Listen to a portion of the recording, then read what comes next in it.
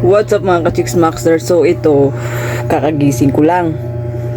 And this past few days, dami kong iniisip. Ang daming tumatakbo sa isipan ko to the point na sobrang nai-stress na ako.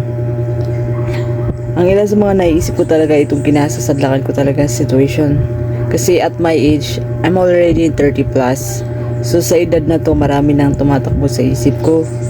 Alam niyo yung pakiramdam na depressed ka? Yung pinagalong stress na parang may hinahabol ka at yun, it will lead you to depression. Yun yung nararamdaman ko talaga this past few days. Kaya nga minsan na lang ako napapatingin sa malayo tapos nag-iisip ano-ano nagtatakbo sa isip ko kasi iniisip ko talaga yung buhay na meron ako ngayon, yung struggle, yung mga senaryo na dapat nandoon ako which is hindi nangyayari. So parang pakiramdam ko yung feeling na parang nasusuffocate ka na sa nangyayari sa buhay mo. Yun yung nararamdaman ko ngayon. And actually mga akala, mga ganitong sitwasyon talaga, mga ganitong edad nag-struggle ka na talaga.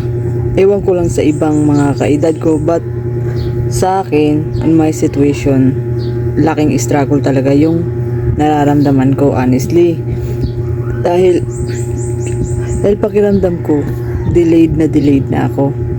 Hindi ako delayed ako sa regla. Hindi. Delayed na ako sa nangyayari sa buhay ko. Sa mga updates, sa mga ganap. Kasi mga kaidaran ko, stable na sa buhay, financially stable, may mga family na, okay na, nandun na sila sa tamang paglagyan. Samantalang ako pakiramdam ko, delayed na ako sa buhay, sa career. Alam mo yung feeling na you're always a failure o nafe-failed ka palagi sa isang bagay. During nung mga panahon na bago pa ako mag-abroad at nagpaplano ako mag-abroad, ang dami kong gustong gawin sa buhay, honestly talaga. Ang dami kong gustong gawin na dapat ganito, ganyan. Pero ngayon, kapag naglo-look back ako, pakiramdam ko, na-failed na naman ako. And yun yung time na may isip mo talaga na, you're such a failure. Ganon yung nararamdaman ko as this moment. Yung failure ka na naman, yung na-failed ka na naman, yung pakiramdam ko mo, delayed ka na talaga sa buhay. Kasi mga kaidaran mo, okay na, masaya na. Yung mga kaidaran mo, nahanap na yung mga dawan sa kanila. Yung iba, settled down na, settled na sa buhay. Samantalang ako, eto, tamang humihinga lang. I don't know kung healthy pa ba to. I don't know kung okay pa ba tong nararamdaman ko, mga ka-Chicks Maxter. Kasi pakiramdam ko, napapressure na talaga ako eh. Pakiramdam ko yung pressure ko hanggang dito na talaga. Dito na, lilalangoy ko na. Natatakot ako na baka mag-lead sa akin through depression. Alam nyo naman okay, nandun na tayo sa point na ang buhay ay hindi karera. Ang buhay ay hindi dapat minamadali. But fuck shit naman. Ano ba naman nangyayari? Yun yung naiisip natin eh. Yun yung nakakapag-stress sa akin eh. Anong nangyayari? Kasi at this age of my life, talagang mapapatanong ka na lang talaga, what is your purpose? What is my purpose talaga? Ano ba talaga yung gusto kong mangyari? And that is my ending point. Kasi pakiramdam ko yung cycle ng buhay ko, paulit-ulit na lang. Paulit-ulit. Yung iba, nagsisipagtapusan na. Yung iba, may mga kanya-kanyang buhay na. But me, na-stuck pa rin ako sa isang cycle. At nauubusan na ako ng oras. Kahit anong sabihin kong konsol sa sarili ko na ang buhay ay hindi karera, may tamang proseso ang lahat, naiirita pa rin ako kapag naiisip ko na kung anong meron ako ngayon. Kung ano man ang dapat na in-achieve ko, hindi ko in-achieve. Hinayaan ko lang yung flow ng buhay ko.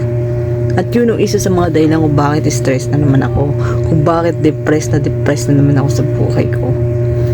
Iniisip ko kung ano na naman yung purpose ko sa buhay. Buti pa yung mga marites na lagi silang may purpose pag gumising. Gumigising sila ng may dahilan. Samantalang ako, hindi ko alam kung ano ang purpose, kung bakit ako gumigising everyday. Hindi ko alam kung ano yung mga gusto kong ipaglaban. Yun yung ano ko ngayon, yun yung kinaiinisan ko. Na tuwing umuupo ako dito sa kwarto ko, kasi introvert talaga ako na tuwing umuupo ako, marami tumatakbo sa isipan ko. Kaya ang nangyayari, yung brain cells ko napapagod. Natutulog na lang ako. And then, ganun pa rin yung cycle. Yung mga fears ko, yung mga doubt ko, hindi ko na alam kung anong gagawin sa buhay ko. And katulad ng sinasabi ko, dati, minomotivate ko rin ang sarili ko na maging positibo. Dahil ayoko matulad sa mga iba na depressed and then eventually nagsusuicide. Ayoko nang ganun. Ayoko maging talunan lalo.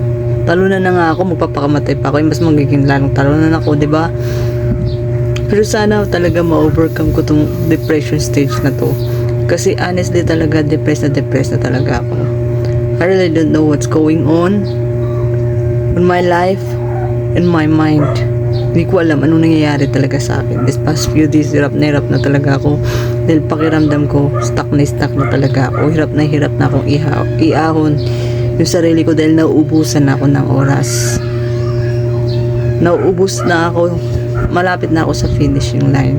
At sana ma-overcome ko to. Pagdasal nyo na lang yung kaligtasan ko. Pagdasal nyo na lang yung mentality ko. Yun na lang talaga yung iniisip ko ngayon is positive vibes. At sana talaga malagpasan ko yung stage na nararamdaman ko this past few days. Thank you for listening on my rant. Sana sa lahat ng mga depressed dyan katulad ko, laban lang, kaya natin to. Alam ko kung anong mga nasa isip nyo. And at this moment, I'm one of those.